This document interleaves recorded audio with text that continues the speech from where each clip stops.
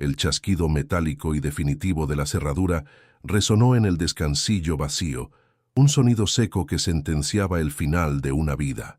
Javier sintió el frío de la llave en su palma antes de guardarla en el bolsillo de su chaqueta gastada, un bolsillo que también contenía el arrugado aviso de desahucio, un papel que parecía quemarle a través de la tela. Apoyado en su pierna buena, su cojera se acentuaba por el cansancio y el peso invisible de la humillación. Cada escalón que bajaba era un recordatorio punzante del accidente, de la viga de acero que le había arrebatado su trabajo, su sustento y, ahora, su hogar. Abajo, en la calle, el viejo Ford abollado contenía todo su mundo. 2 maletas con ropa usada, una caja de cartón con los pocos juguetes de Sofía y bolsas de basura negras llenas de una vida desmantelada. El aire de la tarde olía a asfalto húmedo y a derrota. Su hija, Sofía, de 7 años, le esperaba sentada en el bordillo, balanceando las piernas, ajena a la magnitud del desastre, con una confianza en él que le desgarraba el alma. Un nudo se formó en la garganta de Javier, áspero y doloroso. Sentado al volante, giró la llave. El motor de arranque tosió 1, 2, 3 veces, un gemido metálico y agónico, antes de morir en un silencio pesado y absoluto. Javier golpeó el volante con la palma de la mano, una explosión sorda de frustración que no alivió en nada la presión en su pecho. Abrió la cartera. Dentro, un pequeño fajo de billetes y unas cuantas monedas. Los contó de nuevo, como si el acto de contarlos pudiese mágicamente multiplicar su valor. 150 euros. Eso era todo, el último dinero de la prestación por incapacidad que se había agotado hacía semanas. No era suficiente para reparar el coche. Apenas alcanzaba para un par de noches en un hostal de carretera, posponiendo lo inevitable. El estómago le dolía, un vacío que no era solo hambre, sino miedo puro. Miró el indicador de gasolina, la aguja roja firmemente anclada en el 0. Estaban varados. Eran una isla de miseria en medio de una ciudad que seguía moviéndose, indiferente a su naufragio. La vergüenza le quemaba la cara, un calor que ascendía desde el pecho, haciéndole sentir expuesto y patético. «Papá, ¿a dónde vamos ahora?». La voz de Sofía, pequeña y clara, atravesó la burbuja de pánico de Javier. Se giró para mirarla. Ella le observaba con sus grandes ojos marrones, sin una pizca de miedo, solo curiosidad. Sostenía su viejo oso de peluche, al que le faltaba un ojo, contra su pecho. Para ella, esto era una aventura. Para Javier, era el abismo. Sintió la náusea de la desesperación subir por su garganta y tragó saliva, esforzándose por fabricar una sonrisa que se sintió como una máscara de papel maché. «Vamos a un sitio nuevo, cariño, un lugar especial», mintió, y cada palabra sabía a ceniza en su boca. Ella sonrió, satisfecha con la respuesta, y volvió a mirar por la ventana. Javier sintió la mano pequeña de su hija buscar la suya. El contacto de su piel cálida y suave contra la suya, áspera y fría por el nerviosismo, fue como una descarga eléctrica. Ese pequeño gesto de confianza incondicional era a la vez su única ancla y la piedra más pesada que le hundía en el océano de su fracaso. ¿Cómo podía fallarle de esa manera? El dolor en su pierna lesionada se convirtió en un latido sordo y constante, un metrónomo que marcaba el ritmo de su caída libre. Era un recordatorio físico y permanente del día en que su vida se había torcido, del momento en que pasó de ser un hombre fuerte, un proveedor, a ser esto, un lisiado sin trabajo y sin techo. Se recostó contra el reposacabezas raído, cerrando los ojos con fuerza, pero las imágenes de su mujer, fallecida hacía 3 años, acudieron a su mente sin piedad. Le había prometido en su lecho de muerte que siempre cuidaría de Sofía, que ella nunca pasaría necesidad. La memoria de esa promesa ahora era una forma de tortura. Lágrimas silenciosas y calientes de rabia e impotencia quemaron sus párpados y se deslizaron por sus sienes. No era solo la falta de dinero o de un hogar, era la sensación aplastante de haber traicionado su juramento más sagrado, de haberse convertido en la encarnación de la pesadilla de cualquier padre. El aire dentro del coche se sentía viciado, espeso, cargado con el olor de su propio miedo. El sol comenzó a ponerse, tiñendo el cielo de tonos anaranjados y violetas que a Javier le parecieron una burla cruel. Pronto, la oscuridad traería consigo el frío cortante del otoño, y la vulnerabilidad de estar en la calle se volvería tangible y peligrosa. La ciudad encendía sus luces, miles de ventanas iluminadas que representaban hogares cálidos, cenas calientes, seguridad, todo lo que él ya no podía ofrecer. Miró a Sofía, que se había quedado dormida con la mejilla pegada contra el cristal frío de la ventana, su aliento creando un pequeño círculo de vaho. Una oleada de terror primario, helado y paralizante, se apoderó de Javier. El miedo a los peligros de la noche, a que alguien pudiera hacerles daño, era abrumador. Ya no se sentía solo como un padre fracasado. Se sentía como un peligro directo para su propia hija. Su incapacidad para protegerla, para proveerla, la estaba poniendo en un riesgo mortal. En ese momento, atrapado en un coche averiado en una calle anónima, con 150 euros para afrontar el resto de su vida, Javier tocó fondo. Y el fondo era un lugar mucho más oscuro y frío de lo que jamás había imaginado. Justo cuando la oscuridad amenazaba con devorar el último resquicio de luz y esperanza, el teléfono móvil vibró en el salpicadero. Un sonido discordante y estridente en el silencio de la derrota. Un número desconocido. Con manos temblorosas, Javier contestó, esperando la llamada de algún acreedor perdido. Pero la voz al otro lado era formal, impersonal. Era de una notaría en Madrid. El hombre hablaba de un tío abuelo, un nombre que apenas resonaba en los ecos lejanos de su infancia, un tal Eladio, fallecido. Había un pequeño legado, el único bien que poseía, una parcela de tierra olvidada en Soria. La voz del notario no contenía ni una pizca de emoción, pero para Javier, cada palabra era una chispa en la más absoluta negrura. Tierra, un techo, aunque fuera el de un viejo pajar, como especificó el hombre. Un nudo de incredulidad y una incipiente esperanza se formó en su garganta. No era una solución, era un milagro, una última oportunidad que caía del cielo justo cuando estaba a punto de rendirse. La decisión fue instantánea y febril. El coche tenía que arrancar. Dejó a Sofía dormida y cojeó hasta el único taller abierto 24 horas que encontró a varios kilómetros de distancia. Los 150 euros, todo su capital, se deslizaron de su mano a la del mecánico, un hombre con la cara manchada de grasa que miró el motor con escepticismo. «Esto te llevará a Soria, si tienes suerte. No te garantizo que te traiga de vuelta», gruñó el hombre. Javier sintió un escalofrío. Era una apuesta a todo o nada. Las horas de espera en el frío suelo del taller fueron una tortura, su mente un torbellino de «¿y sí? ¿Y si el coche no arrancaba?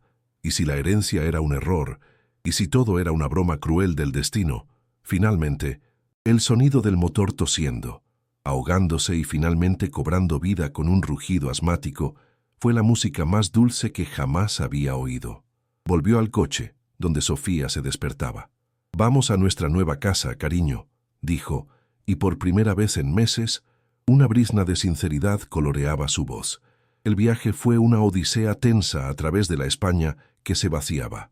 Dejaron atrás las luces de la ciudad, un monstruo brillante que los había devorado y escupido.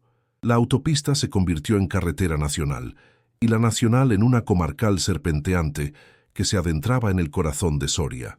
El paisaje se transformó en una sucesión de colinas ocres y llanuras barridas por el viento, salpicadas de pueblos de piedra que parecían anclados en otro siglo. El motor del Ford protestaba en cada subida, un recordatorio constante de la fragilidad de su plan.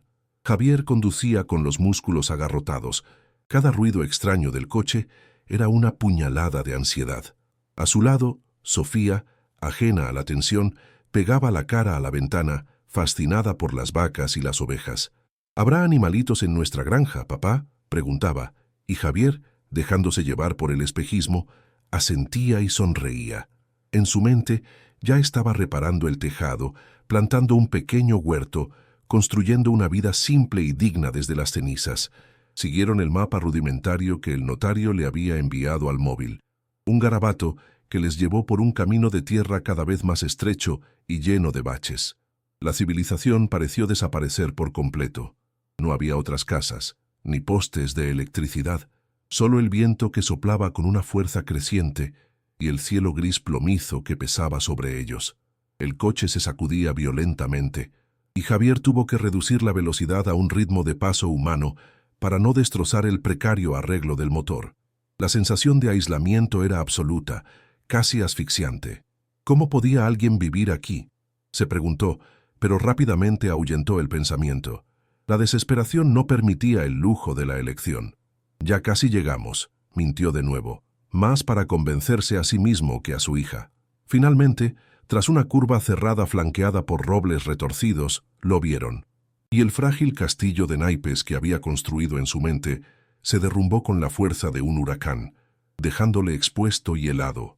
La estructura que se alzaba ante ellos era una burla a la palabra pajar. Era un esqueleto, una ruina fantasmagórica que se aferraba a la existencia contra toda lógica.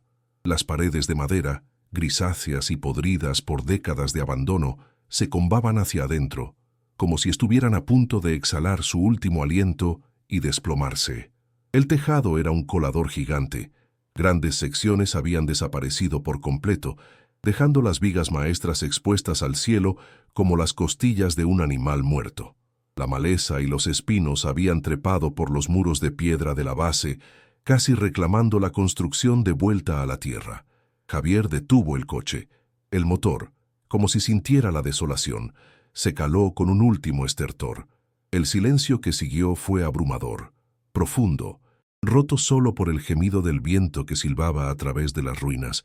Un olor nauseabundo, una mezcla de moho, podredumbre y excrementos, se filtró en el habitáculo. El corazón de Javier se hundió en su estómago como una piedra. ¿Esa es nuestra casa, papá? La voz de Sofía era un susurro tembloroso. Javier no pudo responder. La náusea le subió por la garganta. Salió del coche y el frío cortante del atardecer le golpeó con la fuerza de una bofetada. Su pierna mala protestó con una punzada aguda mientras caminaba, casi arrastrándose hacia la entrada. No había puerta, solo un hueco oscuro y amenazador. El aire dentro del pajar era aún más fétido y denso. El suelo era una capa traicionera de barro, paja descompuesta y los pequeños y oscuros excrementos de innumerables alimañas.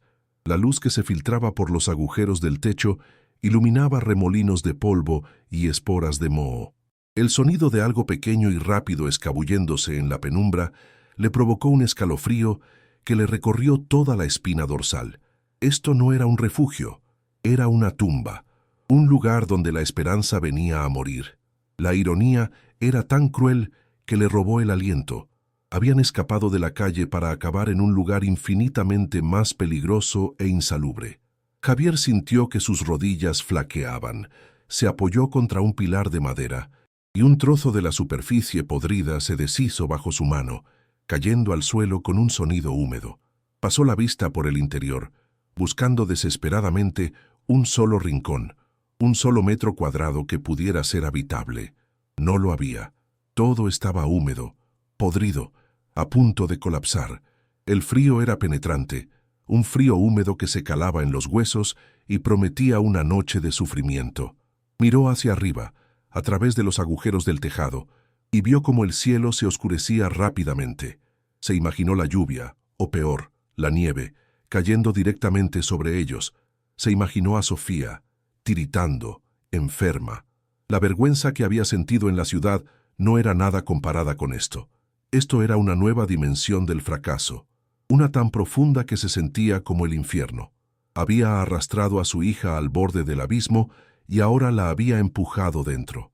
Las lágrimas volvieron a quemarle los ojos, pero esta vez eran lágrimas de una derrota absoluta y sin paliativos. Sofía, que se había quedado junto al coche, finalmente se acercó, agarrándose con fuerza a su pantalón. Su pequeño cuerpo temblaba, no solo de frío, sino de miedo. «Papá, hay bichos», susurró, señalando las sombras que se movían en los rincones. «Quiero irme a casa». La palabra «casa» fue como un puñal en el pecho de Javier. Ya no tenían casa. Su antiguo piso, el coche averiado, incluso un refugio para indigentes en la ciudad, todo parecía un paraíso comparado con este agujero de pesadilla en medio de la nada. Se agachó, a pesar del dolor en su pierna, y abrazó a su hija con fuerza, tratando de transmitirle un calor y una seguridad que él mismo no sentía en absoluto. Su pequeño cuerpo era tan frágil.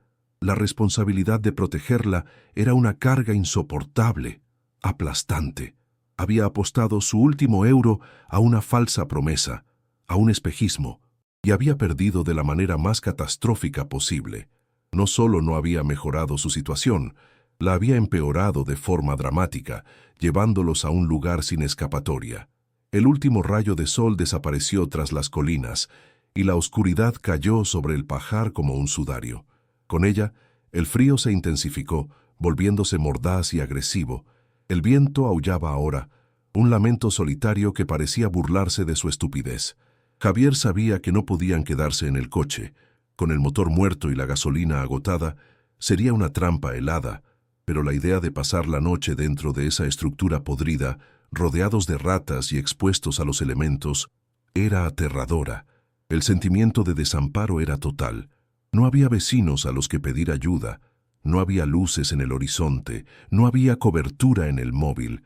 Estaban solos, completamente solos. La falsa esperanza que le había impulsado durante todo el día se había desvanecido, dejando un vacío aún más grande y más oscuro que la desesperación original. Había tocado fondo en la ciudad, pero ahora se daba cuenta de que solo había estado en la orilla.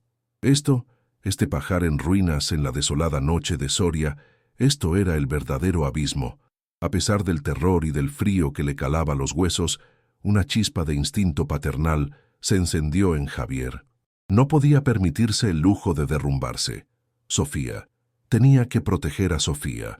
Su mirada recorrió la ruinosa estructura, buscando el rincón menos amenazador, el lugar menos expuesto al viento y a la inminente lluvia.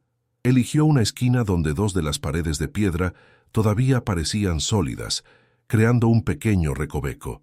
Empezó a limpiar el suelo con sus manos, apartando la paja podrida y los excrementos endurecidos. El olor a amoníaco y descomposición era tan fuerte que le provocaba arcadas, pero siguió adelante, su mente concentrada en la única tarea de crear un nido miserable pero defendible para su hija. Cada movimiento era una agonía para su pierna herida, un dolor sordo y punzante que subía hasta su cadera, pero el miedo por Sofía era un analgésico más potente.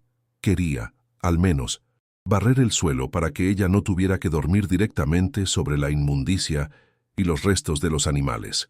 Sofía, a pesar del temblor de su cuerpo, observaba a su padre con una curiosidad infantil que desafiaba la desolación del lugar.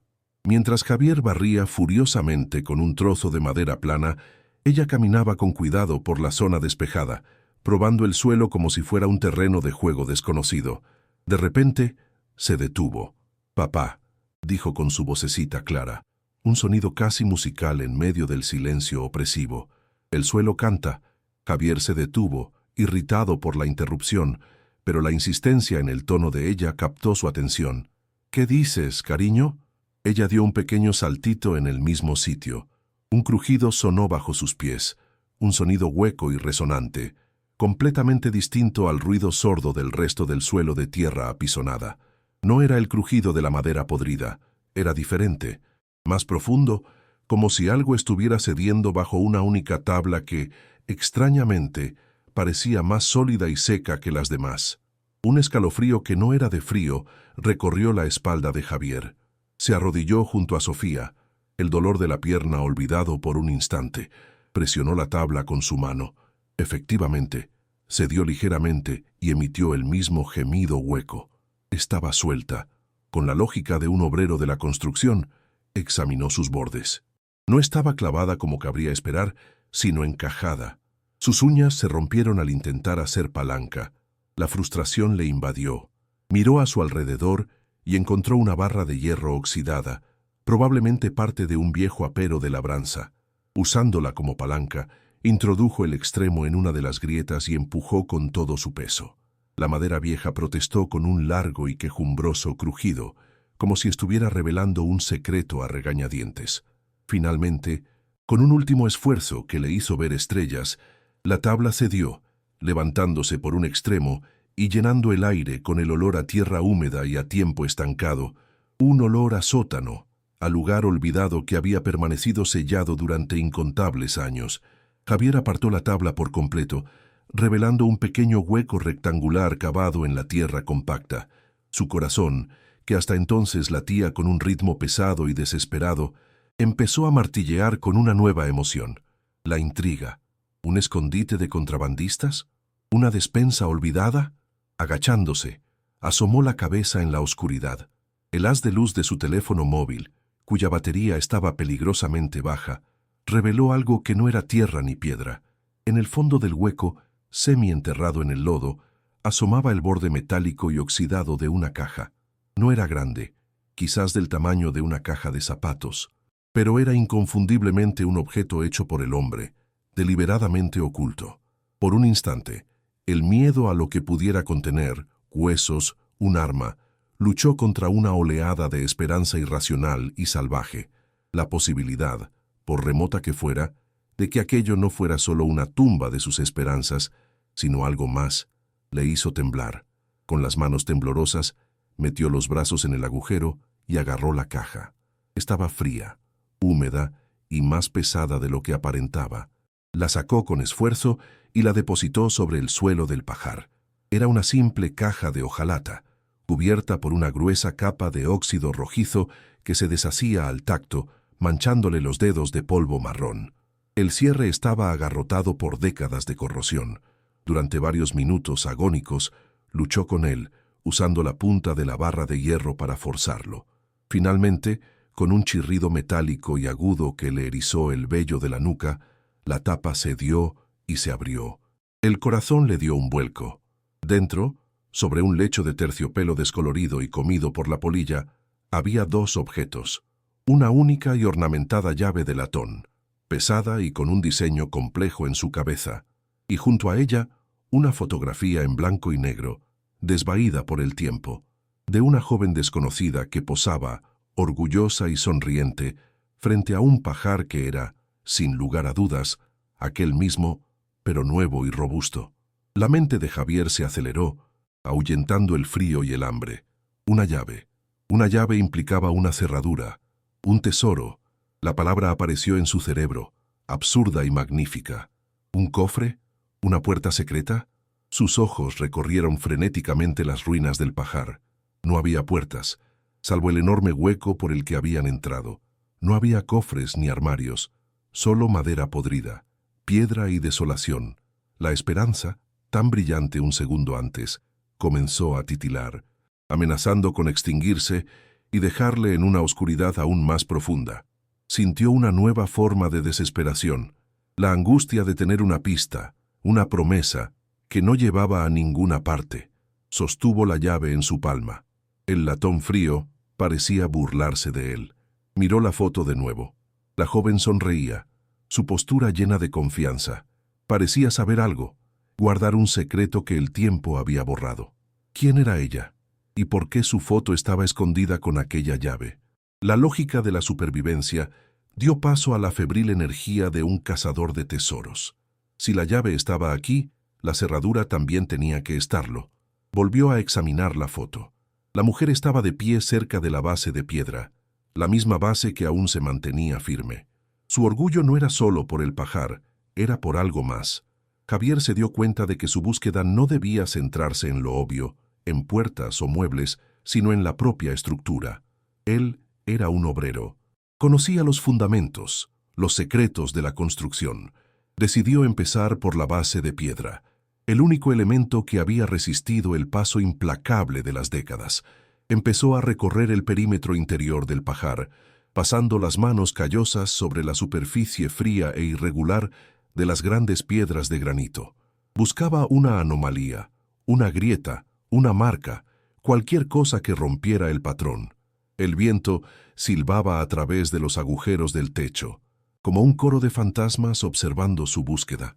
Su pierna protestaba con cada paso, un recordatorio constante de su fragilidad, pero ahora era un dolor de fondo, eclipsado por la intensidad de su propósito.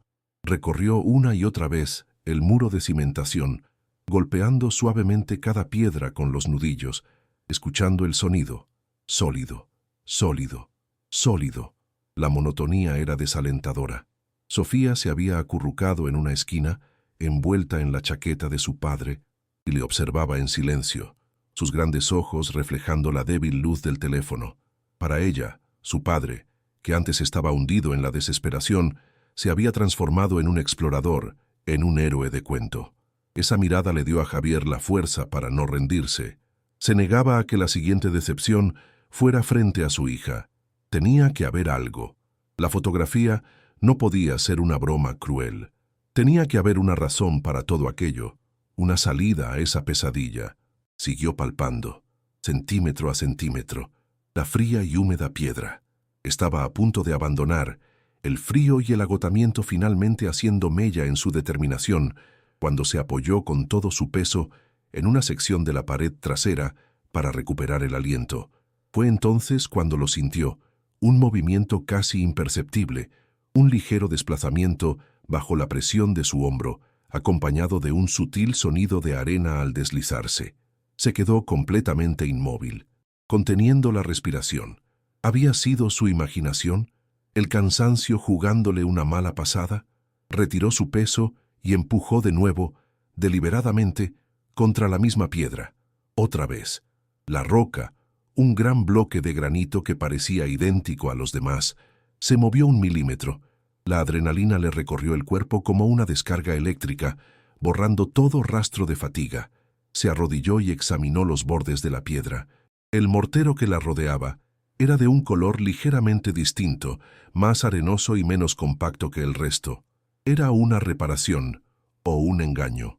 Con el corazón latiéndole desbocado en el pecho, cogió de nuevo la barra de hierro. Esta vez no la usó como palanca, sino como un cincel improvisado. Con cuidado, empezó a picar el mortero alrededor de la piedra suelta. Para su asombro, el cemento se desmoronaba con facilidad, cayendo al suelo en forma de polvo y pequeños terrones. A diferencia de la argamasa original, dura como la roca, alguien había querido que esto pudiera abrirse. A medida que despejaba el perímetro, el olor a tierra seca y a cal llenaba el aire. Era un trabajo minucioso y delicado. No quería dañar lo que pudiera haber detrás. Sofía se había acercado y observaba la operación con una fascinación silenciosa. El sonido del metal raspando la piedra era lo único que rompía el lamento del viento.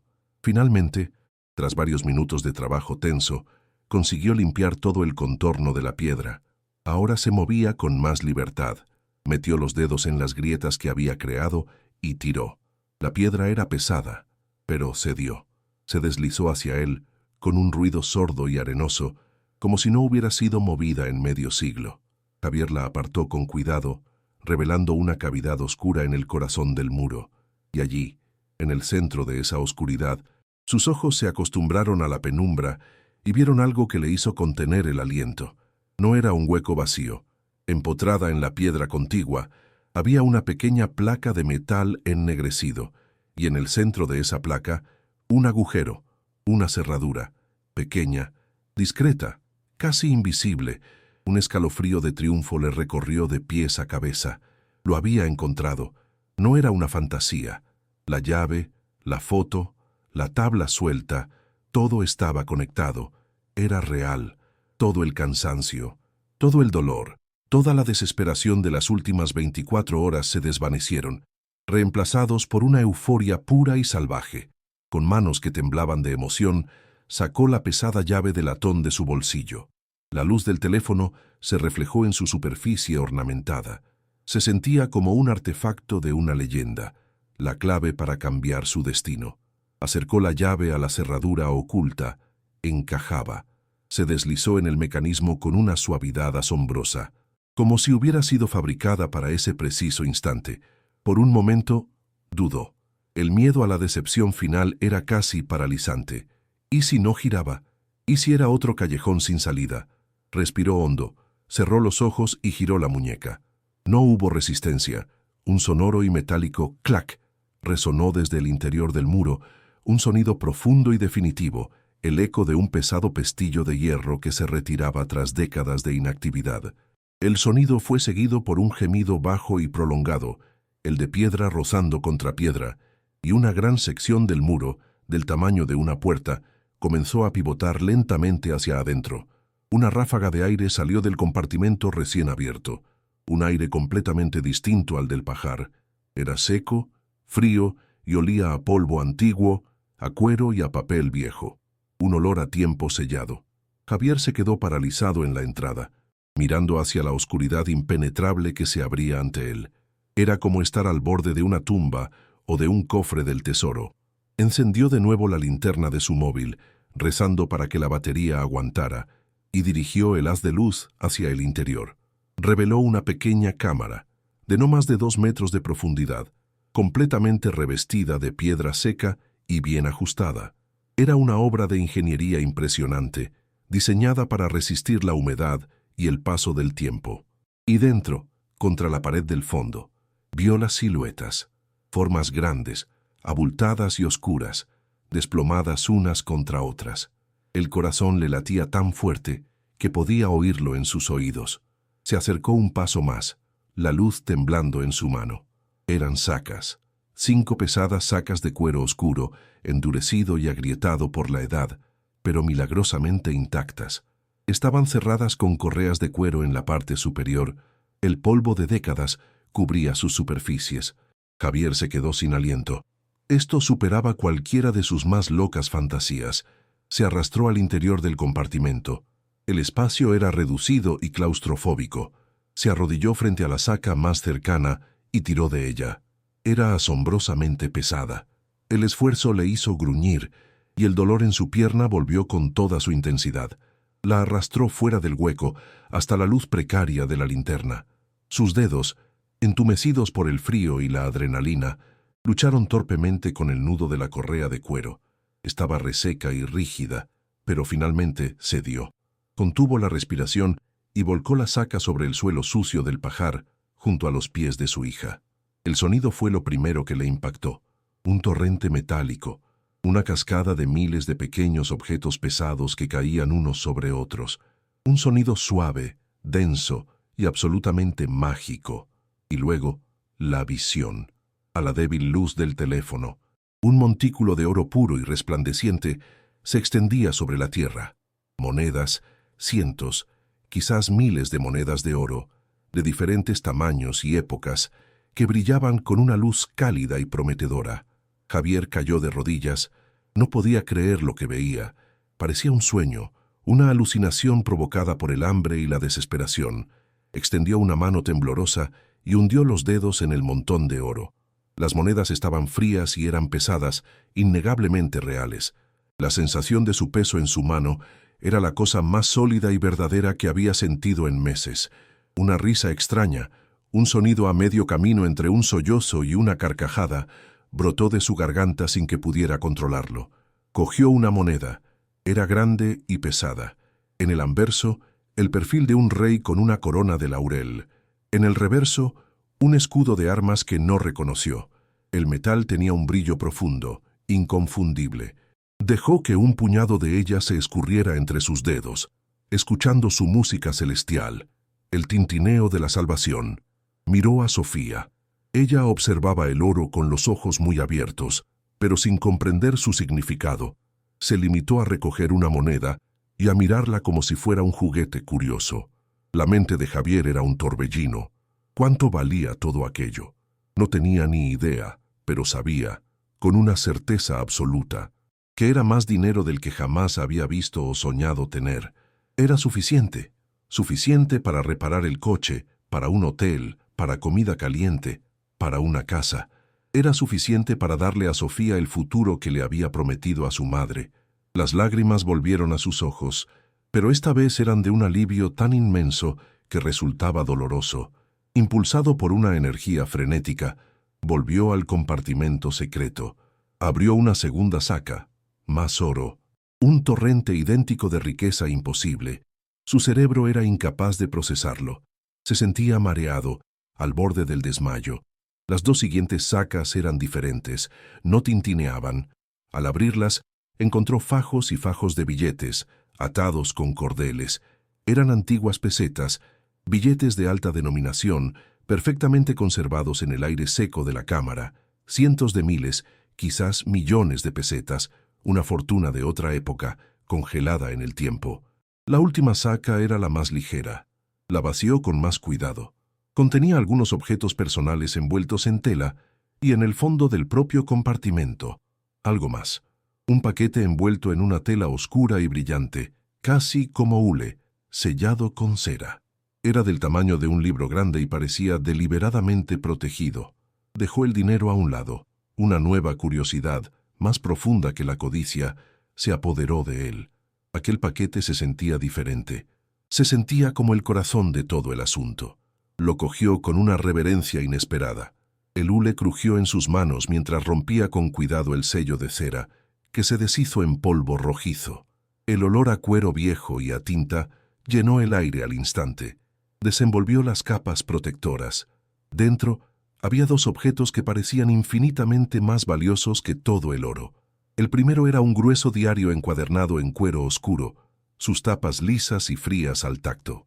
Estaba lleno de una caligrafía apretada y elegante. Junto a él, un fajo de documentos legales, amarillentos por el tiempo, con sellos oficiales y firmas desvaídas, todo ello atado con un trozo de cordel. El oro era la respuesta a sus problemas, pero esto, se dio cuenta Javier, era la respuesta a todas las preguntas.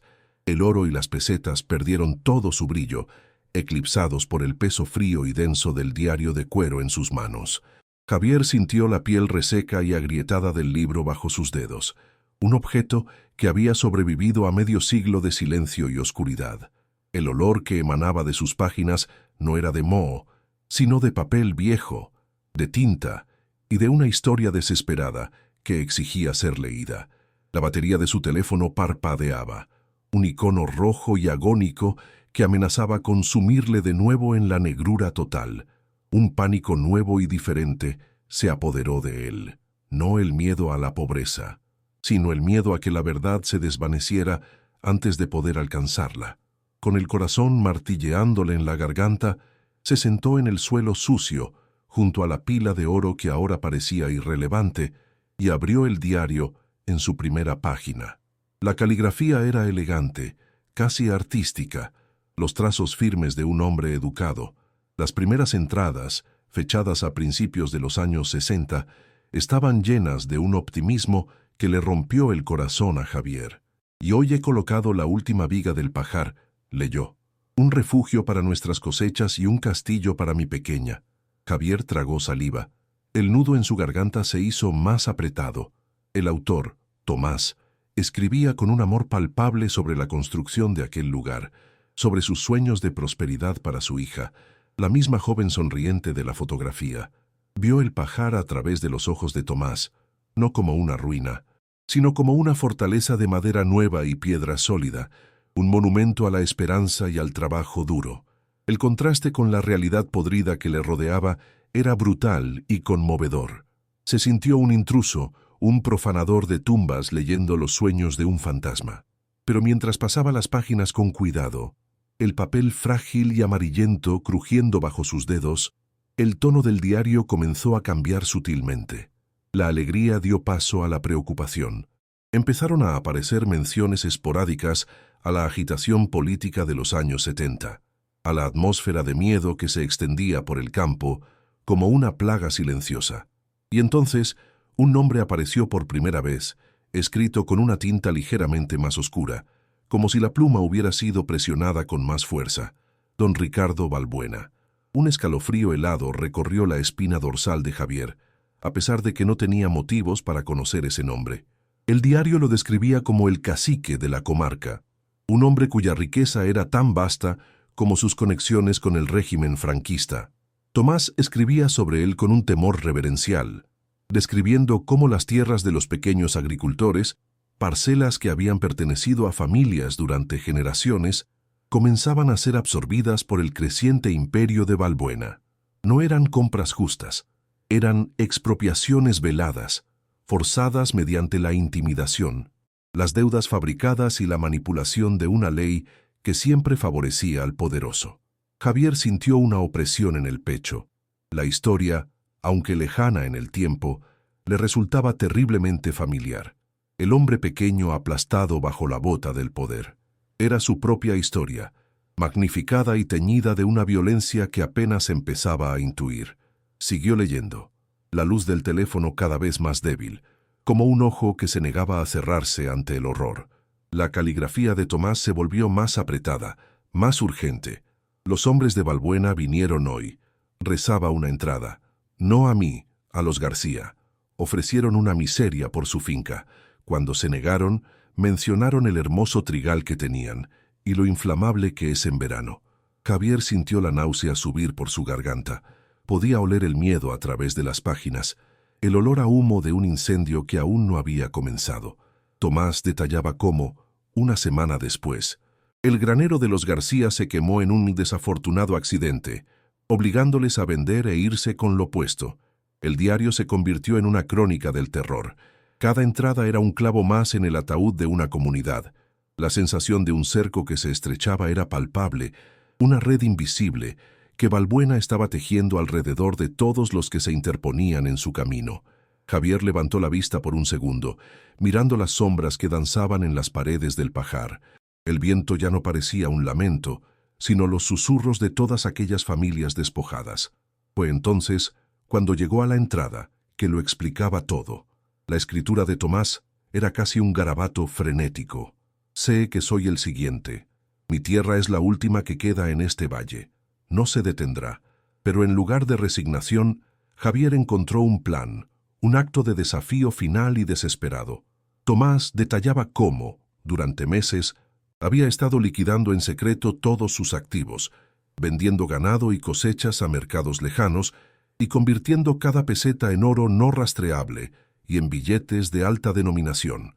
Describía, con el orgullo de un artesano, la construcción del compartimento secreto en el muro, un arca para salvar el trabajo de toda su vida del diluvio que se avecinaba. Planeaba huir del país con su hija, empezar de nuevo en algún lugar donde el nombre Balbuena no significara nada. El corazón de Javier latía con fuerza, en sincronía con el pánico y la determinación de aquel hombre muerto. El oro a sus pies ya no era un tesoro, era el fruto de la resistencia de un hombre acorralado. Pasó a la página siguiente. Estaba casi en blanco. Solo había una frase, escrita en la parte superior, con la tinta corrida como si la mano que la sostenía temblara violentamente. Las palabras eran cortas, lapidarias, un epitafio escrito en el último segundo de una vida. Los hombres de Balbuena están en la puerta. Que Dios nos proteja. Y nada más. El resto de la página, y todas las que seguían, estaban vacías. El diario terminaba ahí. Un final tan abrupto que dejó a Javier sin aliento, como si le hubieran dado un puñetazo en el estómago. El silencio en el pajar se hizo profundo, pesado, cargado con el eco de esa última frase. Miró los documentos legales que había sacado del paquete. Eran las escrituras originales de la propiedad, registros bancarios, pruebas irrefutables de la legítima posesión de Tomás. Eran las armas que Tomás había intentado proteger junto con su fortuna. Unas armas que nunca tuvo la oportunidad de usar. Javier sintió un frío que no tenía nada que ver con la noche de Soria. Un frío que venía de la tumba. La euforia del descubrimiento se había transformado en una carga terrible. El oro que brillaba a sus pies ahora parecía manchado, una reliquia maldita de una tragedia. Ya no era un simple padre en paro, era el custodio involuntario del último secreto de un hombre asesinado. Sentía una extraña y profunda conexión con Tomás. Ambos eran padres que habrían hecho cualquier cosa para proteger a sus hijas, atrapados en circunstancias que les superaban. Este pajar ya no era un refugio en ruinas, era la escena de un crimen, un mausoleo que guardaba no solo una fortuna, sino la prueba de una injusticia atroz. ¿Y qué había sido de la hija? ¿La joven de la foto? El diario no lo decía. La pregunta quedó flotando en el aire viciado, una nueva capa de misterio sobre la anterior. Javier miró el rostro dormido de Sofía, acurrucada bajo su chaqueta, y un terror helado se apoderó de él. No había tropezado con una solución, sino con un peligro mortal que había permanecido latente durante 50 años. El amanecer llegó sin ninguna gloria, filtrando una luz gris y desoladora a través de los agujeros del techo. La luz no trajo consigo el calor ni el consuelo, sino la cruda realidad de su situación. Pasó la noche en vela, el diario en su regazo y la mente en un torbellino, saltando entre la magnitud de la fortuna y el terror de su origen. El oro podía comprarles una nueva vida, pero la historia que lo acompañaba podía costarles la que tenían. ¿Seguiría vivo don Ricardo Balbuena? El diario lo describía como un hombre de mediana edad en los 70, así que ahora sería un anciano. Pero el poder, sabía Javier, no envejece, solo se transfiere. Miró a Sofía, su pecho subiendo y bajando suavemente en su sueño. La vulnerabilidad de su hija era ahora 1000 veces más aterradora. Antes temía no poder alimentarla. Ahora temía que el simple hecho de estar en esa tierra pudiera matarlos. El oro era un veneno, y él acababa de dejar que su hija durmiera a su lado. Se sintió como el hombre más estúpido y temerario del mundo. Fue entonces cuando lo oyó. Un sonido que no pertenecía a aquel lugar de silencio y viento. El rugido lejano pero inconfundible de un motor. Y no era el tosido agónico de un coche viejo como el suyo. Era un sonido suave, potente y regular, el de un vehículo moderno y caro que se acercaba por el camino de tierra.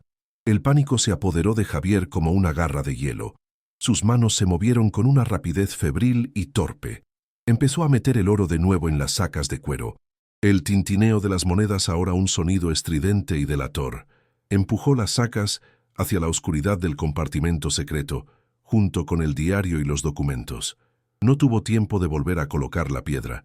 Simplemente arrastró la tabla suelta del suelo sobre la abertura, rezando para que no se notara. Se puso de pie, cojeando, e intentó parecer casual, un hombre inspeccionando su propiedad ruinosa, mientras el sonido del motor se hacía cada vez más fuerte, deteniéndose justo delante del pajar. El silencio que siguió fue aún más amenazador. Un todoterreno negro y reluciente, tan limpio que parecía ridículo en medio de aquel abandono, estaba aparcado junto a su destartalado Ford. La puerta del conductor se abrió y de ella salió un hombre joven, de unos 30 años, vestido con una chaqueta de campo elegante, pantalones a medida y unos zapatos de cuero tan pulidos que reflejaban el cielo gris. El contraste entre él y el entorno era obsceno. Irradiaba un aire de riqueza y privilegio, moviéndose con una confianza que solo da el saber que el mundo te pertenece. Pisó con cuidado para no manchar sus zapatos en el barro y se acercó a la entrada del pajar, deteniéndose en el umbral. Sus ojos, de un azul frío y calculador, recorrieron la ruinosa estructura y luego se posaron en Javier y finalmente en la pequeña figura de Sofía, que empezaba a despertarse. Una sonrisa ensayada, amplia y encantadora, se dibujó en su rostro, una sonrisa que no llegaba a sus ojos. «Buenos días», dijo con una voz suave y educada. Javier sintió que se le secaba la boca. Se obligó a asentir, incapaz de articular una palabra. El miedo le había robado el aire. El joven se acercó extendiendo una mano. «Perdone que me presente así. Mi nombre es Gonzalo Balbuena. Actúo en nombre de mi abuelo, don Ricardo Balbuena. El nombre del diario», pronunciado en voz alta en el mismo lugar donde su última víctima había escrito su sentencia de muerte. El impacto fue tan fuerte que Javier sintió un mareo. Tuvo que apoyarse en un pilar para no caer. Su rostro debió de traicionarle, porque la sonrisa del joven vaciló por una fracción de segundo. Javier luchó por componer una máscara de neutralidad, de ignorancia. Sentía el calor del diario casi como si lo llevara en el bolsillo. Un secreto candente que amenazaba con quemarle.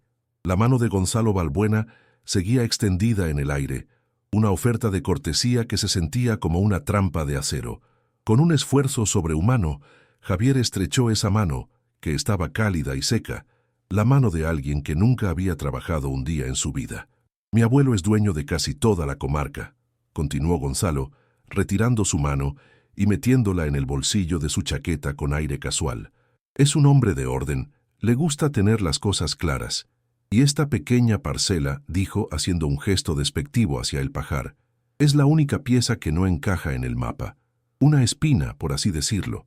Nos enteramos ayer por el notario de que la propiedad por fin estaba ocupada después de tantos años, y mi abuelo me ha enviado para hacerle una oferta. Su tono era el de alguien que está haciendo un gran favor. Sabemos que este lugar no vale nada. Es una ruina peligrosa. De hecho, probablemente le costaría dinero derribarlo de forma segura, pero por el bien de la buena vecindad y para limpiar el paisaje, mi abuelo está dispuesto a ofrecerle 2.000 euros para que pueda llevar a su hija a un lugar más decente. La oferta era un insulto, una broma cruel, pero sus ojos azules le observaban fijamente, esperando una reacción, calibrando su respuesta. 2.000 euros. La cifra era tan ridícula que por un momento Javier estuvo a punto de reírse a carcajadas. 2.000 euros por una tierra que escondía una fortuna y la tumba de un hombre. La ironía era tan espesa que casi podía saborearla. Pero se contuvo. Su mente era un caos, buscando una respuesta que no revelara nada, que no le delatara. Vender era impensable. No podía entregar el último legado de Tomás al nieto de su asesino. Pero negarse sin una buena razón, levantaría sospechas de inmediato. ¿Por qué un hombre sin hogar, con una hija pequeña, se aferraría a una ruina inútil? Tartamudeó algo, una respuesta vaga sobre tener que pensarlo, sobre el valor sentimental. La excusa sonó débil incluso para sus propios oídos. La sonrisa de Gonzalo no se alteró, pero Javier vio un cambio en sus ojos, un destello de impaciencia. La amabilidad se estaba agotando. Gonzalo Balbuena no estaba acostumbrado a que le dijeran que no, por muy educadamente que se hiciera. El cambio fue repentino y aterrador. La máscara de amabilidad cayó, desintegrándose para revelar el rostro duro y depredador que había debajo. La sonrisa se desvaneció, reemplazada por una mueca de fría irritación. La voz de Gonzalo perdió toda su calidez, volviéndose cortante y precisa como el filo de una navaja. «Mire», dijo, dando un paso más cerca, invadiendo el espacio personal de Javier. «Quizás no me he explicado bien. Esto no es una negociación, es una formalidad». Sus ojos se desviaron por un instante hacia Sofía, que se aferraba a la pierna de Javier, asustada por el cambio de tono. «Los lugares aislados pueden ser peligrosos», continuó Gonzalo, su voz ahora casi un susurro, especialmente para un padre soltero con una niña pequeña. «Este pajar es todo madera vieja y seca. Sería una verdadera pena que ocurriera un accidente, un trágico incendio, por ejemplo. Estas cosas pasan». La amenaza, desnuda y brutal, quedó suspendida en el aire frío de la mañana. Gonzalo Balbuena le sostuvo la mirada un segundo más, asegurándose de que el mensaje había sido recibido con toda su aterradora claridad. Luego, con la misma facilidad con la que se había despojado de ella, volvió a ponerse su máscara de encanto. Una sonrisa tensa apareció de nuevo en sus labios. «Piénselo», dijo, su tono volviendo a ser ligero, aunque ahora sonaba siniestro. «Le doy 24 horas. Mi número está en la tarjeta del notario. Una llamada y su problema se soluciona». Se dio la vuelta sin esperar respuesta, caminó con paso decidido hasta su lujoso vehículo y se marchó, levantando una nube de polvo que tardó un largo minuto en asentarse. Javier se quedó paralizado, temblando incontrolablemente. El olor a gasolina imaginario llenó sus fosas nasales. La amenaza no era solo contra él, era contra Sofía. El oro y los documentos ya no eran una oportunidad para un futuro mejor, eran una sentencia de muerte. ¿Qué harías en su lugar? ¿Aceptarías el dinero manchado de sangre y huirías para salvar a tu hija, dejando que el crimen quedara impune para siempre? ¿O te arriesgarías a enfrentarte a un monstruo, sabiendo que el precio del fracaso sería un trágico incendio? El terror dejó a Javier anclado en el sitio, con los músculos convertidos en piedra.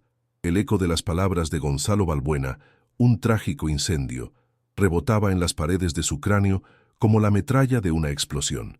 Ya no era una amenaza abstracta, un miedo intangible a la pobreza, era una sentencia concreta, una promesa de fuego y muerte. El aire frío de la mañana se sentía de repente espeso, cargado con el olor imaginario a gasolina y a carne quemada. Su corazón latía con una violencia descontrolada contra sus costillas, un pájaro atrapado, intentando escapar de una jaula a punto de arder. Miró a Sofía, que se había escondido detrás de su pierna mala, sus pequeños dedos aferrándose a la tela gastada de su pantalón. La cara de su hija, pálida y asustada, fue el detonante que transformó su parálisis en un pánico helado y funcional. Ya no se trataba de un diario, ni de oro, ni de justicia. Se trataba de sacar a su hija de allí, de sacarla con vida de esa trampa mortal en la que él mismo la había metido. La mente de Javier se convirtió en un torbellino de cálculos desesperados. Huir. Tenían que huir. Pero, ¿a dónde? El coche estaba muerto, una carcasa inútil de metal y óxido. Estaban a kilómetros de la carretera más cercana, en un territorio que pertenecía por completo al hombre que acababa de amenazar con asesinarlos. Cada camino, cada sendero, probablemente estaba vigilado. Se sintió como un ratón en un laberinto diseñado por un gato sádico. El pajar, que horas antes había sido el escenario de un descubrimiento milagroso, ahora se sentía como una pira funeraria esperando la antorcha. Cada viga de madera podrida, cada montón de paja seca, era combustible. La estructura entera era una bomba de tiempo.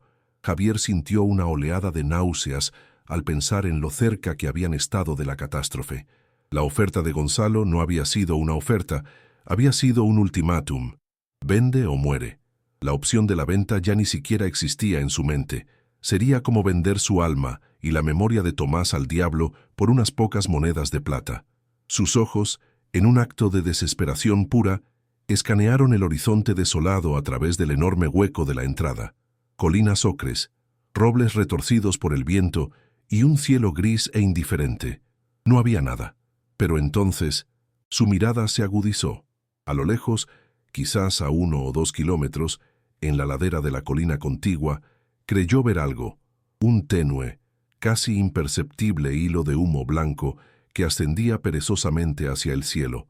Una chimenea, una casa, vida. La premisa del notario había mencionado una única propiedad colindante que nunca había sido adquirida. ¿Sería esa? Un nudo de esperanza, tan frágil y delgado como el hilo de humo, comenzó a formarse en su pecho. Era una posibilidad remota, una apuesta tan arriesgada como la del mecánico en Madrid. Podrían ser más hombres de Valbuena, podrían ser personas que le entregarían al instante, pero quedarse allí era una muerte segura. El movimiento, cualquier movimiento, era mejor que esperar la llegada del fuego. La decisión fue tan instantánea como un relámpago. Cogió la fotografía de la hija de Tomás que había dejado junto al diario y se la guardó en el bolsillo interior de su chaqueta, junto a su corazón. Era su única carta de presentación, su única plegaria. Luego, se arrodilló frente a su hija, ignorando la punzada de agonía en su pierna. «Cariño, vamos a dar un paseo, vamos a visitar a un vecino», dijo, esforzándose por mantener su voz estable, por inyectarle una normalidad que era una mentira grotesca. Sofía le miró con sus grandes ojos llenos de confusión y miedo, pero asintió. La confianza incondicional de su hija era a la vez su mayor fuerza y su herida más profunda. La levantó en brazos. Su pequeño cuerpo era un peso precioso y vulnerable contra su pecho. Con una última mirada a la pila de oro escondida bajo la tabla, un tesoro que ahora parecía una maldición, Javier salió del pajar y comenzó la caminata desesperada hacia el humo, hacia lo desconocido. El terreno era traicionero. El camino de tierra se desvanecía en un sendero apenas visible, cubierto de piedras sueltas y zarzas que se enganchaban a sus pantalones. Cada paso era una tortura para su pierna lesionada, que protestaba con un dolor agudo y punzante. El peso de Sofía, aunque ligero, se sentía monumental, un recordatorio constante de la responsabilidad que llevaba sobre sus hombros. El viento frío le azotaba la cara, trayendo consigo el olor a tierra húmeda y a vegetación en descomposición. Estaba completamente expuesto, una figura solitaria y vulnerable, arrastrando a su hija por un paisaje hostil. Se sentía observado desde cada colina, desde cada árbol retorcido. La paranoia era un compañero de viaje helado, susurrándole al oído que el todoterreno negro de Gonzalo Valbuena aparecería en cualquier momento sobre la siguiente loma, pero seguía adelante, un paso cojeante tras otro, con la imagen del hilo de humo como su único faro, su única y desesperada brújula. Después de lo que pareció una eternidad, llegó a la cima de una pequeña colina y la vio. No era una gran hacienda, sino una pequeña casa de piedra, antigua y sólida, con un techo de pizarra que parecía haber resistido un siglo de inviernos. El humo que había visto salía de una chimenea de piedra gruesa, Un pequeño huerto, cuidado con esmero, la rodeaba, junto con un cercado de madera que mantenía a raya a las ovejas que pastaban cerca. La casa parecía un pequeño bastión de orden y tenacidad en medio del abandono general. Desprendía una sensación de permanencia, de desafío silencioso. Javier sintió un nudo en la garganta. ¿Encontraría aquí ayuda o su final? Respiró hondo, el aire frío quemándole los pulmones, y bajó la colina, su corazón latiendo con una mezcla de esperanza y terror. La puerta de madera oscura de la casa parecía la entrada a otro mundo, a otro tiempo. Se detuvo frente a la puerta, su aliento formando nubes de vaho en el aire. Dudó un instante, el miedo a ser rechazado casi tan grande como el miedo a Balbuena, pero la imagen del rostro de Sofía, acurrucado contra su cuello, le dio el último empujón. Levantó una mano temblorosa y golpeó la madera maciza. El sonido, sordo y pesado, pareció ser absorbido por el silencio. Esperó, conteniendo la respiración, escuchando el latido de su propio corazón.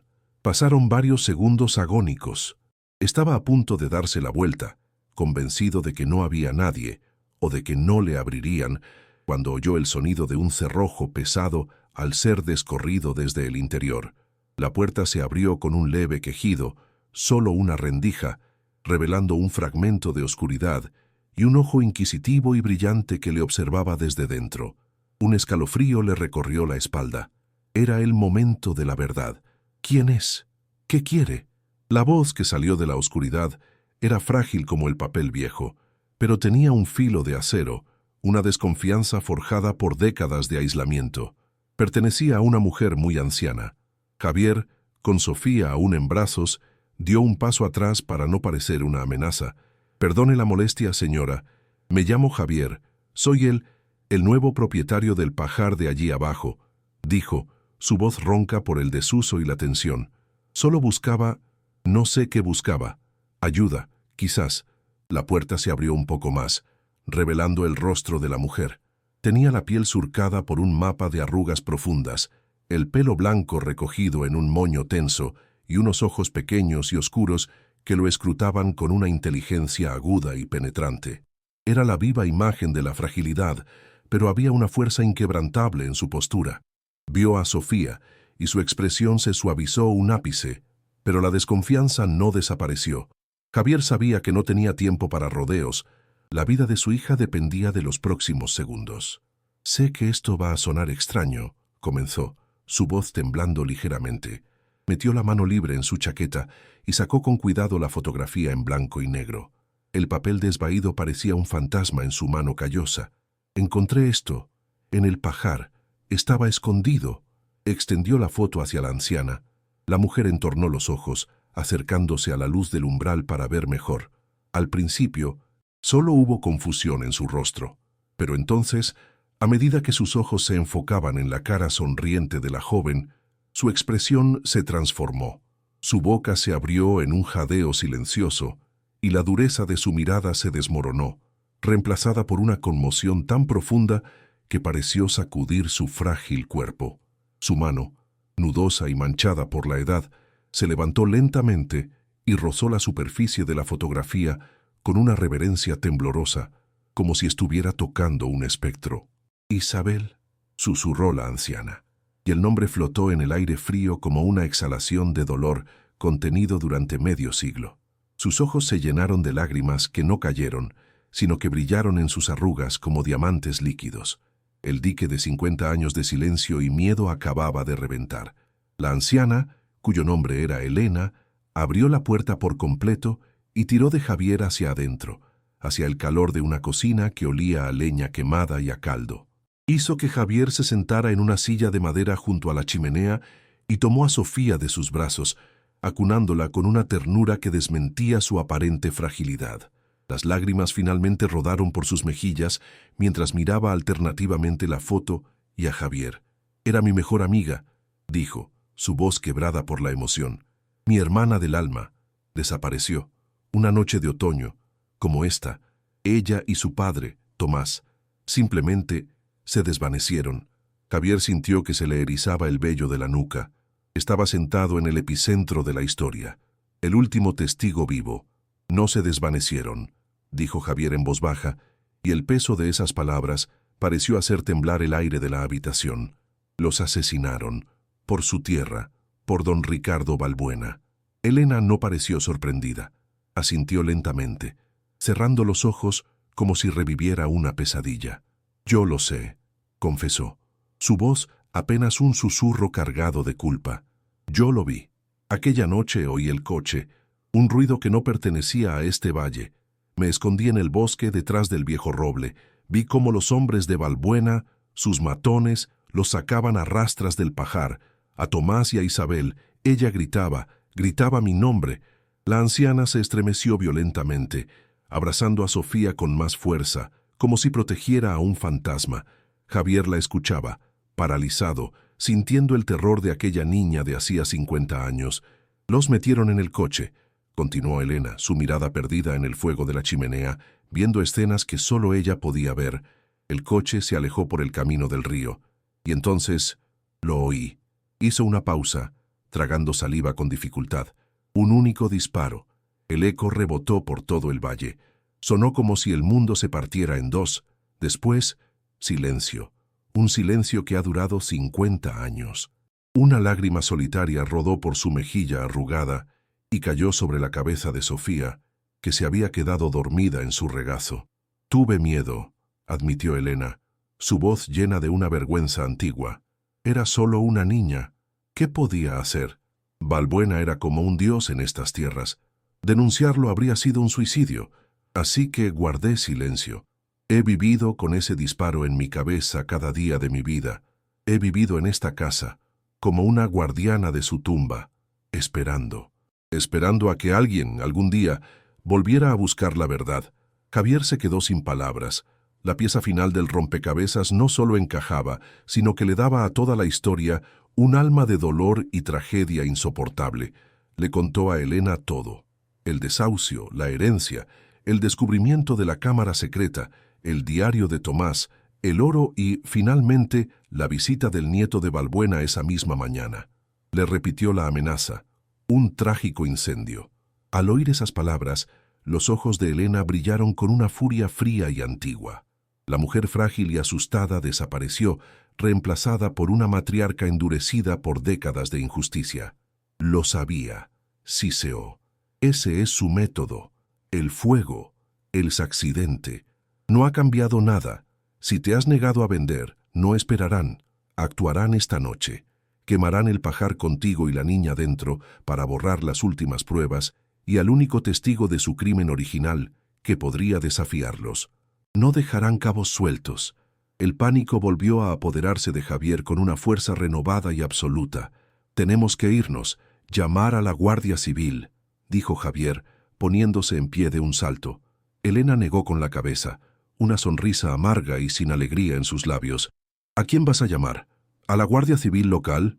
El jefe es sobrino segundo de la mujer de Balbuena. Juega a las cartas con Gonzalo todos los jueves. Están en su bolsillo desde que tengo uso de razón. Ir a ellos es como entregarte en la puerta de su casa con un lazo en el cuello. No, Javier, no hay ayuda para nosotros aquí. Estamos solos, como siempre lo hemos estado.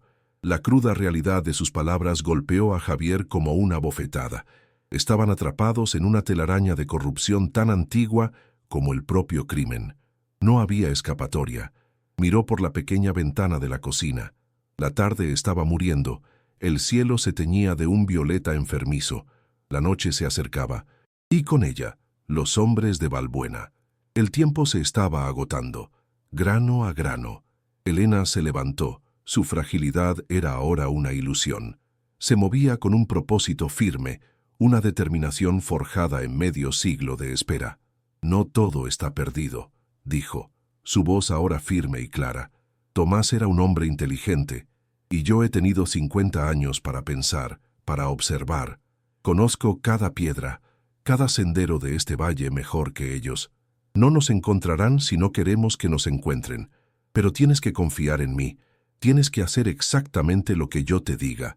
Miró a Javier directamente a los ojos, y él vio en su mirada no solo el miedo, sino la resolución de una mujer que había esperado toda su vida por ese momento, la oportunidad de vengar a su amiga y de expiar su silencio.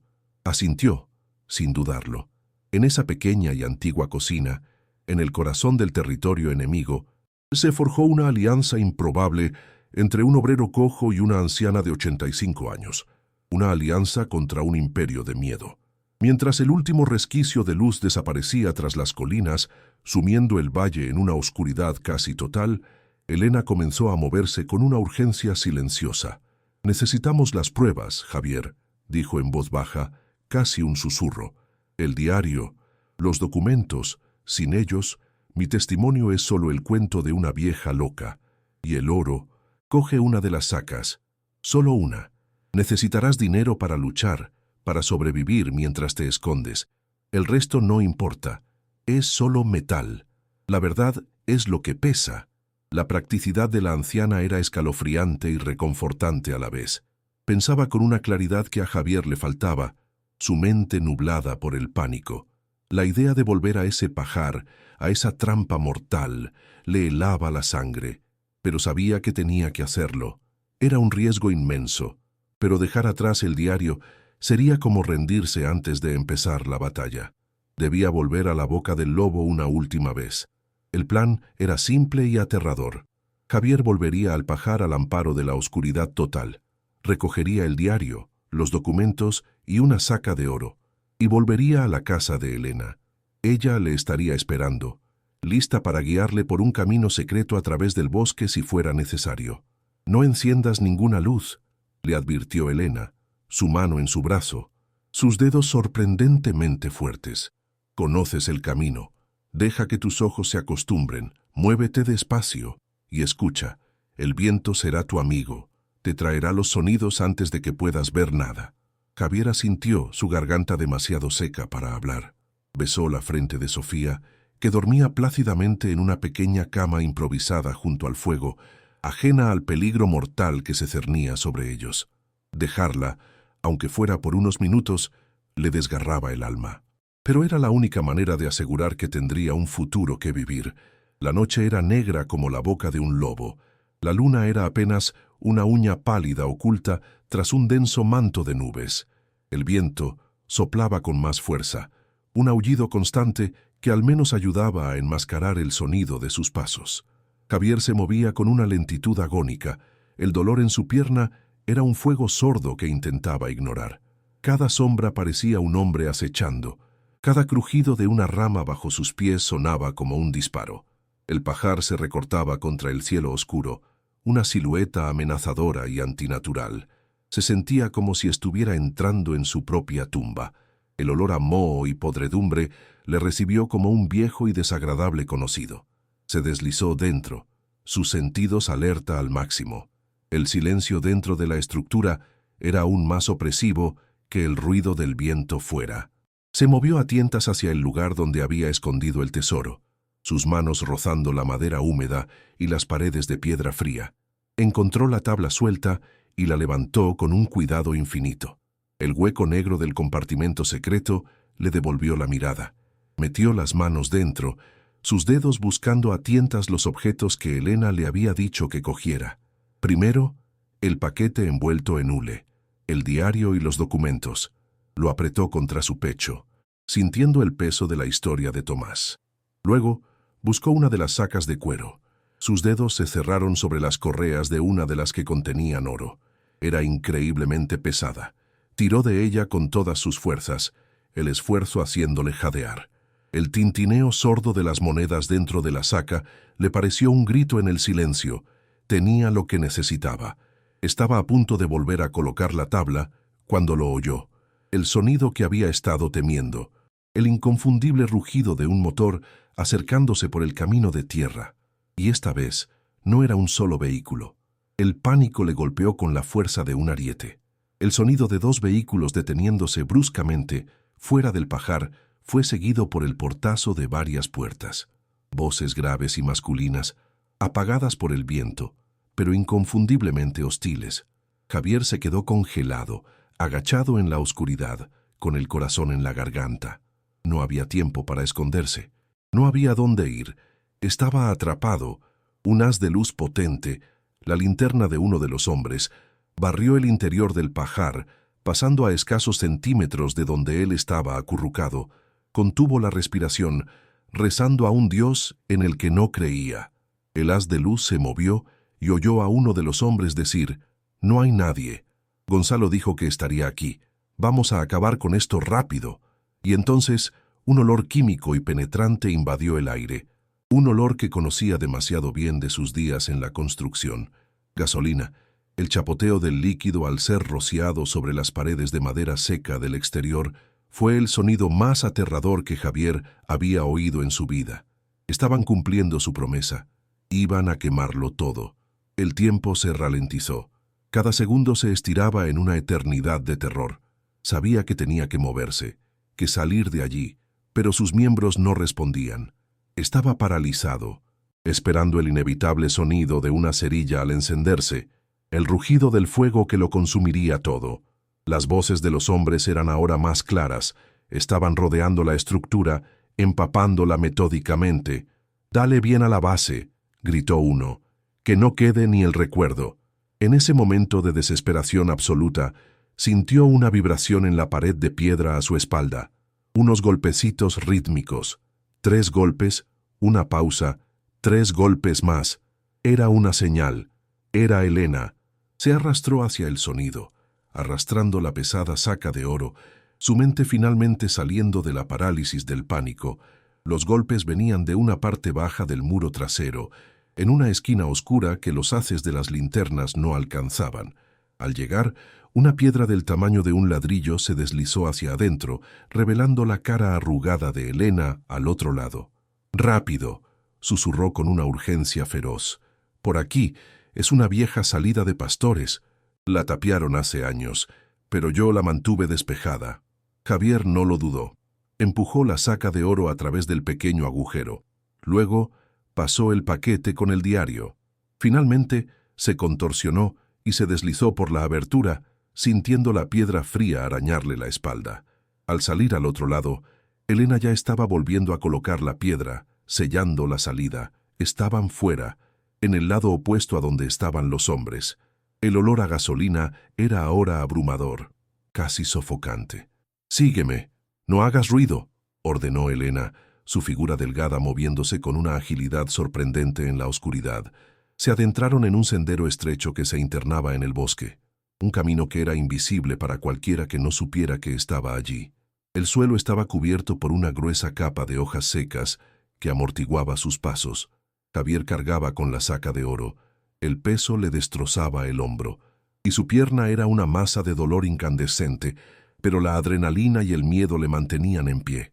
Detrás de ellos, oyeron una exclamación gutural, seguida del sonido inconfundible de una cerilla raspando contra una caja. Un instante después, un rugido ahogado llenó el aire, y un resplandor anaranjado y siniestro se alzó por encima de los árboles, iluminando el bosque con una luz fantasmal y danzante. El pajar estaba en llamas. Siguieron corriendo, tropezando y jadeando, guiados por la mano firme de Elena. El resplandor del fuego a sus espaldas se hacía cada vez más intenso, proyectando sus sombras alargadas y temblorosas delante de ellos. El sonido del incendio era ahora un estruendo furioso, un monstruo devorando la madera seca, puntuado por el crujido de las vigas al desplomarse. Javier no se atrevía a mirar atrás. La imagen del lugar donde casi había muerto, donde la historia de Tomás había estado a punto de ser borrada para siempre, estaba grabada a fuego en su mente. Podía oír los gritos de júbilo de los hombres de Valbuena, convencidos de que habían completado su trabajo, de que habían incinerado al padre y a la hija que se habían atrevido a desafiarles. El olor a humo llenaba el aire, un olor a victoria para ellos y un olor a supervivencia para Javier. Finalmente, llegaron a la parte trasera de la pequeña casa de Elena. Ella les hizo entrar por una puerta baja que conducía a una bodega y la cerró tras ellos con varios cerrojos pesados. El silencio y la oscuridad de la bodega eran un alivio bendito. El aire olía a tierra y a vino rancio. Javier se derrumbó en el suelo, soltando la saca de oro, su cuerpo temblando por el esfuerzo y la tensión acumulada. Estaba cubierto de sudor frío, tierra y arañazos. Su pierna palpitaba con un dolor insoportable, pero estaban vivos, estaban a salvo. Elena encendió una pequeña lámpara de aceite, su llama temblorosa proyectando un círculo de luz cálida en la oscuridad. Arriba, oyeron el llanto asustado de Sofía, despertada por el resplandor y el ruido. Javier sintió una punzada de culpa y alivio. Su hija estaba a salvo, por ahora. Elena subió a calmar a Sofía mientras Javier se quedaba en la bodega, intentando controlar los temblores de su cuerpo. El diario y los documentos estaban a salvo, apretados contra su pecho. El oro yacía a sus pies, un peso muerto y sin importancia. Había escapado del fuego, pero ahora era un fugitivo, un hombre con un secreto mortal, perseguido por una familia poderosa y asesina que controlaba toda la región. La huida del pajar no había sido el final de la pesadilla, sino el comienzo. Habían cruzado un punto de no retorno. Al quemar el pajar, Balbuena había declarado la guerra, una guerra total y sin reglas. Y Javier, un simple obrero, ahora tenía que encontrar la manera de lucharla y ganarla. La seguridad de la pequeña y bien protegida casa de Elena era solo temporal. Era un respiro, no una solución. La noche aún era joven, y los monstruos seguían ahí fuera. Javier subió las escaleras de la bodega y se asomó por una rendija de la ventana de la cocina. A lo lejos, el pajar era una columna de fuego que se alzaba hacia el cielo nocturno, una antorcha gigantesca que iluminaba todo el valle. Las llamas, de un naranja y un rojo intensos, devoraban la estructura con una voracidad infernal, enviando una lluvia de chispas y ascuas que el viento arrastraba por la oscuridad. El espectáculo era a la vez hipnótico y aterrador. Era la destrucción de su única propiedad, pero también la prueba visible del crimen de Balbuena. Javier sintió una oleada de rabia fría y lúcida que reemplazó al pánico. Ya no sentía miedo, sentía una determinación de hielo. No huiría, no se escondería. La muerte de Tomás y de su hija Isabel, el silencio de 50 años de Elena, el terror en los ojos de su propia hija, todo ello se había fundido en una sola causa. Haría que pagaran. No importaba cómo. Elena bajó a la cocina, con Sofía dormida de nuevo en sus brazos. La depositó con cuidado en el catre junto a la chimenea. «Lo han quemado todo», dijo Javier en voz baja, sin apartar la vista del incendio. «Creen que estamos dentro». Elena se acercó y se paró a su lado, mirando también las llamas. «Bien», dijo con una voz carente de toda emoción. «Que lo crean, nos dará tiempo, pero no mucho. Mañana, cuando solo queden cenizas y no encuentren los cuerpos, empezarán a buscar, y buscarán con rabia». Se volvió hacia Javier, sus ojos oscuros brillando a la luz del fuego distante. «Ahora empieza la verdadera lucha, y no podemos lucharla desde aquí. Necesitamos ayuda de fuera, ayuda que el dinero de Balbuena no pueda comprar». Sacó un viejo cuaderno de notas de un cajón, sus páginas amarillentas y frágiles. Pasó las hojas con un dedo tembloroso hasta que encontró lo que buscaba. Un nombre y un número de teléfono en Madrid.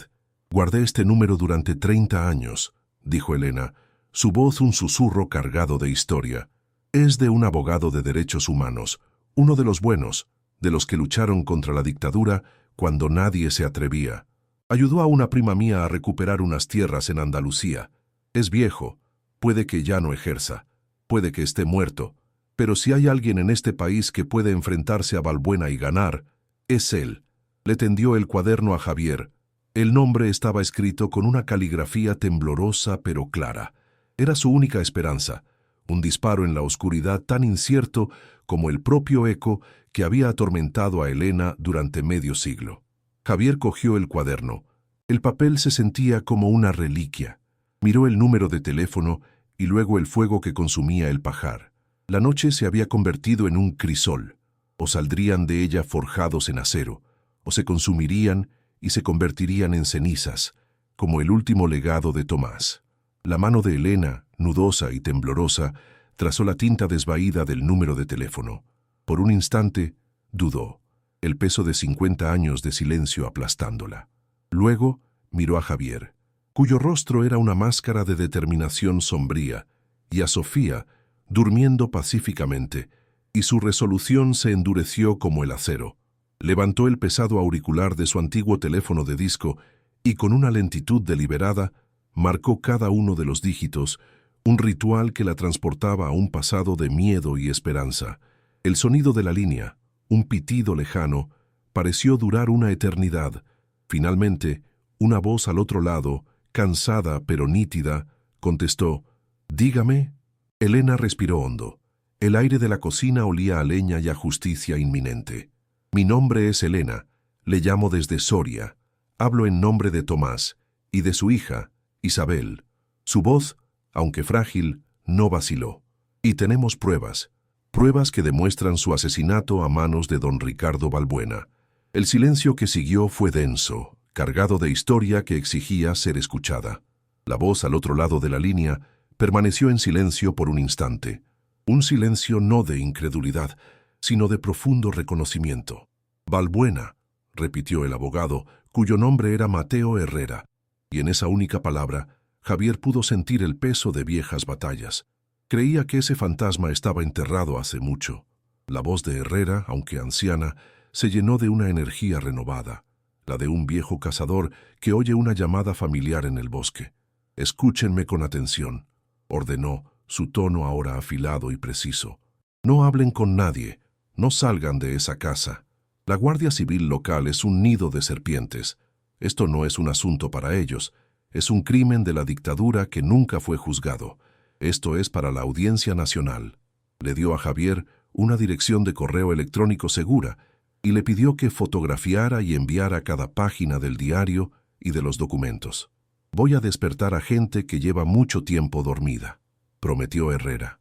«Esta noche, la justicia vuelve a Soria». Por primera vez, Javier sintió un calor en el pecho que no era miedo, sino esperanza pura y sólida. Las horas que siguieron fueron una tortura de espera y tensión. El resplandor del incendio había muerto, dejando el valle en una oscuridad aún más profunda. Javier, con manos temblorosas, fotografió cada página del diario de Tomás, cada documento, cada sello, y envió los archivos a través de la precaria conexión de datos del móvil de Elena. Cada imagen enviada se sentía como una bala disparada contra el imperio de Balbuena. Elena, por su parte, preparaba café, su rostro una máscara de serenidad que apenas ocultaba el temblor de sus manos. Al amanecer, cuando el cielo gris comenzaba a iluminar las cenizas humeantes del pajar, oyeron el sonido de coches. Pero no eran los todoterrenos de los matones de Balbuena, eran sedanes oscuros y sin distintivos que se movían con una eficiencia silenciosa. Un equipo de la UCO, la Unidad Central Operativa de la Guardia Civil, enviado desde Madrid, entró en la pequeña casa de Elena. Hombres y mujeres de rostros serios y profesionales que escucharon el relato de Elena y Javier y tomaron el diario con un respeto casi reverencial. La marea había cambiado. La hacienda Balbuena era un palacio de piedra y cristal que dominaba la comarca, un monumento a 50 años de poder incontestado. Don Ricardo Balbuena, un hombre de 90 años cuyo cuerpo estaba marchito, pero cuyos ojos aún brillaban con una crueldad helada, desayunaba en su terraza, observando sus dominios. La llegada de los coches de la UCO, que subieron por su camino privado sin anunciarse, fue una afrenta tan inconcebible que al principio creyó que era un error. Cuando el comandante de la unidad le mostró la orden de arresto de la Audiencia Nacional por asesinato, secuestro y apropiación indebida de tierras, una risa seca y áspera escapó de sus labios. Pero la risa murió cuando sintió el frío del metal de las esposas cerrándose sobre sus muñecas huesudas. Su rostro se contrajo en una máscara de furia impotente. En otra ala de la mansión, su nieto Gonzalo, el arquitecto de la amenaza, era arrestado de la misma manera, su sonrisa arrogante finalmente borrada de su rostro, al comprender que el mundo que creía poseer se estaba derrumbando a su alrededor. La noticia de la detención de los Balbuena se extendió por la comarca con la velocidad de un incendio, primero como un rumor susurrado en el mercado, luego como una confirmación gritada en las plazas de los pueblos. El miedo que había mantenido a la región en un puño de hierro durante medio siglo comenzó a agrietarse. La gente salía de sus casas, hablando en grupos, sus voces al principio cautelosas, luego cada vez más fuertes.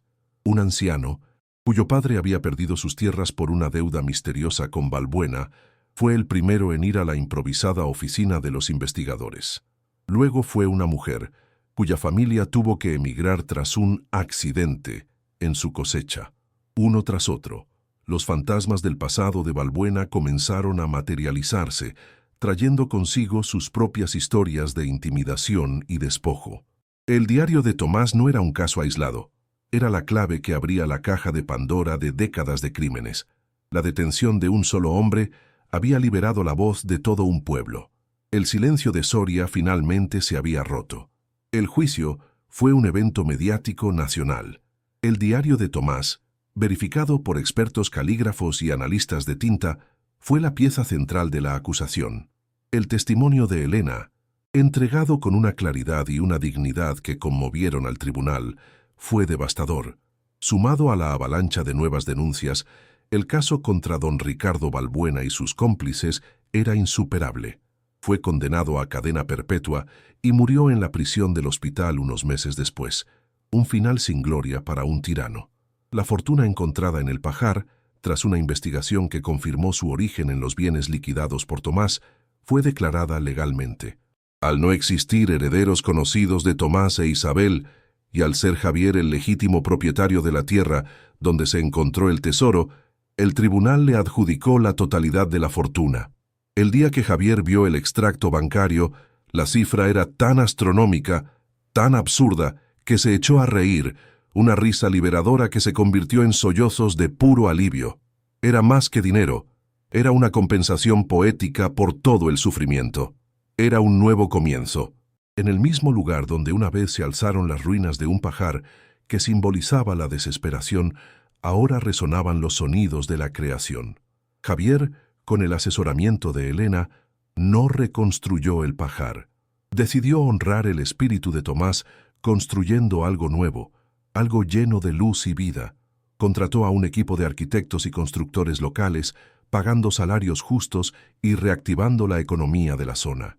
Sobre los sólidos cimientos de piedra, los únicos que resistieron el fuego, se levantó una casa moderna y sostenible, con grandes ventanales que se abrían al valle.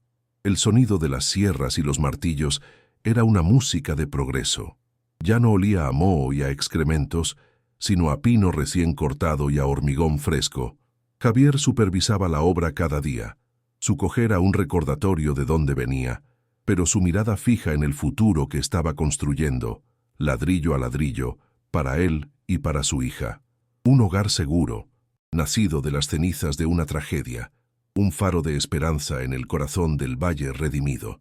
El olor a estofado de cordero llenaba la cocina espaciosa y cálida, un aroma que Javier nunca había creído posible volver a oler en su propia casa. Sofía, ahora con 8 años, hacía sus deberes en la gran mesa de madera del comedor, parloteando sobre su nueva escuela y sus amigos. Su risa era la banda sonora constante de la casa. Javier se movía por la cocina con una facilidad que desmentía su cojera. El dolor seguía ahí, un eco sordo, pero ya no era el centro de su existencia. Era simplemente una parte de su historia. Miró por la ventana panorámica y vio la tierra que ahora cuidaba. Un pequeño huerto floreciendo donde antes solo había maleza. Sirvió la cena, un plato humeante y abundante, y se sentó frente a su hija. La promesa que le hizo a su esposa en su lecho de muerte, la promesa de cuidar de Sofía, finalmente se había cumplido de una manera que superaba sus sueños más salvajes. La vergüenza se había evaporado, reemplazada por un profundo y tranquilo sentimiento de paz. El padre que había tocado fondo había encontrado, por fin, su hogar. Javier nunca olvidó que su fortuna estaba construida sobre la tumba de un hombre bueno. Una tarde, sentado con Elena en el porche, le propuso una idea. No quería que el dinero fuera solo para él. Quería que el sacrificio de Tomás tuviera un significado que trascendiera su propia suerte. Con la ayuda de Mateo Herrera, el abogado y una parte sustancial de la fortuna, crearon la Fundación Tomás e Isabel. Su sede se estableció en la capital de la provincia, y su misión era clara y sencilla: proporcionar asistencia legal gratuita y de alta calidad a pequeños agricultores y familias que se enfrentaran a fraudes inmobiliarios y a los abusos de poder de los nuevos caciques. La fundación se convirtió en un escudo para los indefensos, la herramienta que Tomás nunca tuvo. La historia de su origen, la del diario encontrado en un pajar en ruinas, se convirtió en una leyenda local, un símbolo de que, a veces, la justicia, aunque tarde 50 años, finalmente encuentra su camino. El legado de Javier no sería el oro, sino la esperanza que sembró para otros. El sol se ponía sobre el valle de Soria, tiñendo el cielo de tonos anaranjados y púrpuras. Ya no eran una burla cruel, sino una promesa de paz. Javier, Elena y Sofía cenaban en el porche de la nueva casa, el aire fresco de la tarde trayendo el olor a tierra y a romero. Elena, con una copa de vino en la mano, contaba historias de su infancia con Isabel, su voz ya sin el peso de la culpa. Sofía escuchaba, fascinada. Javier observaba la escena, una familia improbable forjada en el fuego de la tragedia y la justicia, y sintió una gratitud tan inmensa que le llenó los pulmones. El padre que fue desahuciado ahora tenía un hogar. El hombre que se sentía un fracaso había derribado a un tirano y había dado voz a los silenciados. Había encontrado mucho más que un tesoro. Había encontrado la redención. ¿Crees que la verdadera riqueza es el oro o el valor para luchar por lo que es justo, incluso cuando todo parece perdido? Si historias como esta, de superación contra todo pronóstico, te inspiran, suscríbete a nuestro canal porque la próxima historia podría cambiar tu forma de ver el mundo.